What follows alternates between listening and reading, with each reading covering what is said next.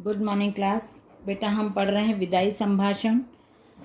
बालमुकुंद गुप्त का हमने जीवन परिचय क्लियर कर लिया था। हमने ये भी देखा था कि वायसराय कर्जन जब आते हैं, ये जो भी विदाई संभाषण है मतलब फेयरवेल का स्पीच है ये एक्चुअली। तो ये लेखक ने जब viceroy Curzon second time Bharat आते हैं और 1904 से लेकर 1905 तक उनका कार्यकाल रहता है, इससे ज़्यादा वो रह नहीं पाते हैं और उनको जाना पड़ता है, तब ये स्पीच उन्होंने लिखी है। हालांकि ये फेयरवेल स्पीच यहाँ पे लिखा है, विदाई संभाषण इसका नाम है पाठ का, पर ये विदाई संभाषण उन्होंने टॉन्ट मारा है या बातें सुनाई है वायसराय कर्जन को कि आप जा रहे हो, और कुछ ऐसे सुना के, क्योंकि बहुत जल्दी जाना पड़ रहा था वायसराय कर्जन को। उस समय की बात है जब ब्रिटिश रूल था हमारे यहाँ, ब्रिटिश साम्राज्य था जब हमारे यहाँ।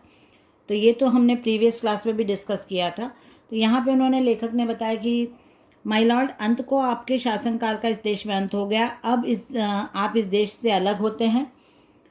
इस संसार में सब बातों का अंत है। इससे आपके शासनकाल का भी अंत होता। चाहे आपकी एक बार की कल्पना के अनुसार आप यहाँ के चिरस्थायी वायसराय भी हो जाते, किंतु इतनी जल्दी वह समय पूरा हो जाएगा ऐसा विचार आपका ना आपका ही था, न ही इस देशवासियों का।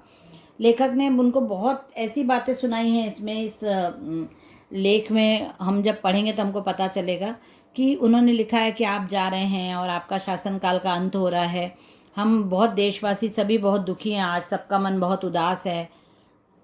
और आप तो ऐसा सोच के आए थे कि आप चिरकाल तक, मतलब चिरकाल मीन्स बहुत लंबे समय तक, हमेशा के लिए आप यहाँ बस जाओगे, लेकिन ऐसा नहीं हुआ और आज आखिर आपका जाने का दिन आ गया, आपको जाना ही पड़ रहा है।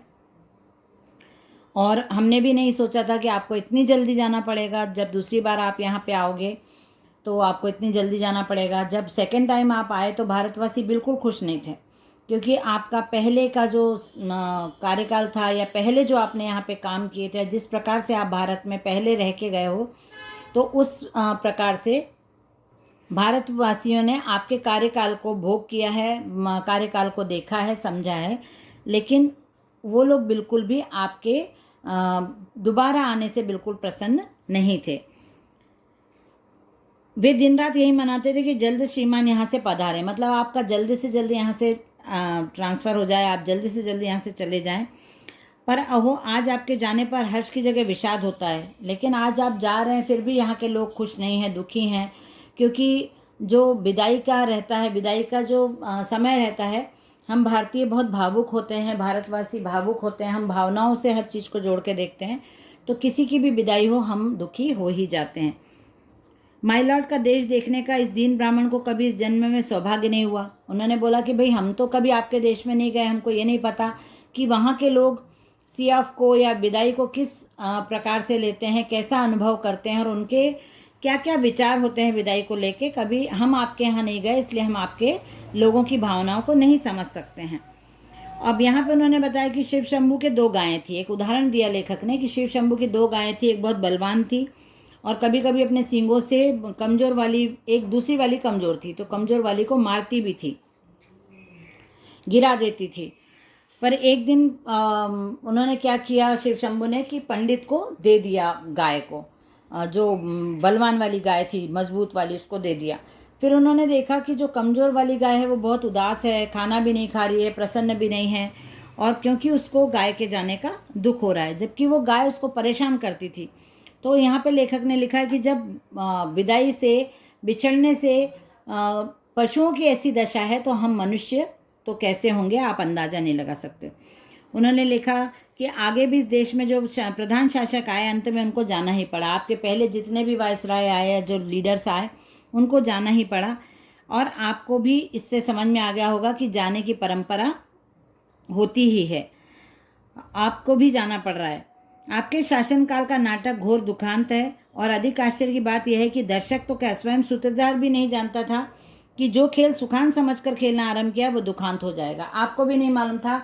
आप बहुत गर्व से, और बहुत दूसरी बार जब आप यहाँ आए तो आप बहुत कॉन्फिडेंस में आए कि आप अपने यहीं अब रहने वाले हो, चिरस्थायी आपका निवास भारत होने वाला है, भारत का, क्योंकि आपने भारत पर कब्जा किया है और आपने भारत में ऐसे काम करना शुरुआत की जिससे आपका ये कहना था कि ब्रिटिशर्स के आगे आने वाले जितनी पीढ़ियां हैं या जो आगे मेरे बाद जो यहाँ पे अधिकारीगण आने वाले हैं उनको कुछ भी करना नहीं पड़ेगा, वो बहुत आराम से यहाँ ऐश की ज़िंदगी जिएंगे, ऐसा आपका कहना था। और आपने यहाँ पे जो काम किए वो आपने ब्रिटिशर्स की सुविधा के लिए, उनकी भलाई के लिए और उनके अच्छे फ्यूचर के लिए, उनकी आरामदायक ज़िंदगी के लिए आपने ऐसे काम किए, क्योंकि आप एक रूलर थे, शासक थे, तो आपने अपने कर्तव्य जनता के प्रति बिल्कुल नहीं निभाए।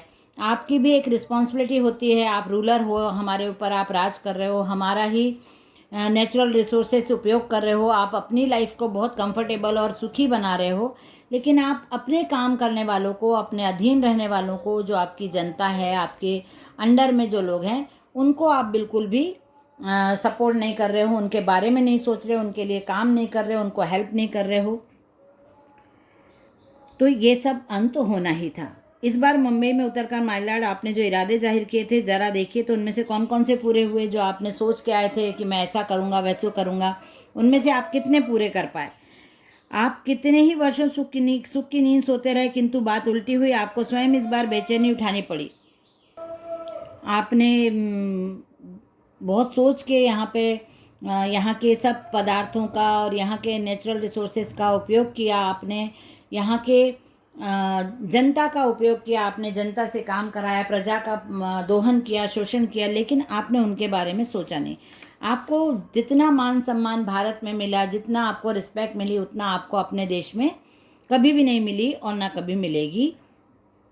लेकिन आपके कुछ काम, आपको यहाँ पे इतना सम्मान मिलता था कि यहाँ के जो बादशाह थे, जो राजा थे, वो भी आपके दरबार में आने से खड़े हो जाते थे आपके सम्मान में, और आपको अपने जो सोने की चेयर होती है वो ऑफ़र करते थे बैठने के लिए। आपके साथ जितने अधिकारी, रिलेटिव्स या आपके फैमिली मेम्बर्स जाते थे, तो उनको अपने भाई की या अपने फैमिली मेम्बर्स की चेयर दी जाती थी, जो रजत की होती थी, मतलब सिल्वर की होती थी, और खुद आपके आगे हाथ बांध के, हाथ जोड़ के खड़े रहते थे।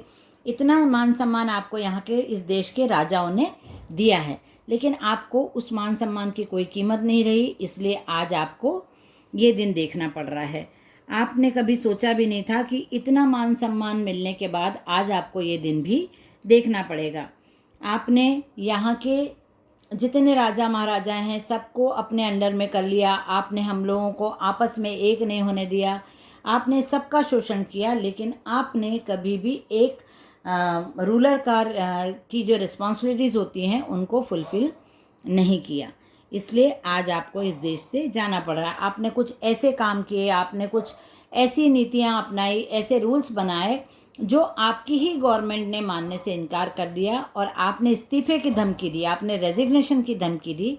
तो उन्होंने आपकी धमकी से डर के आपके रेजिग्नेशन को डिनाई नहीं किया, आपके उल्टा आपके ही चाल आपके ऊपर उल्टी पड़ गई। आपने इस्तीफ़ा दिया कि जिससे डर के मेरी गवर्नमेंट मुझे जो मैं करना चाहूँ वो करने देगी।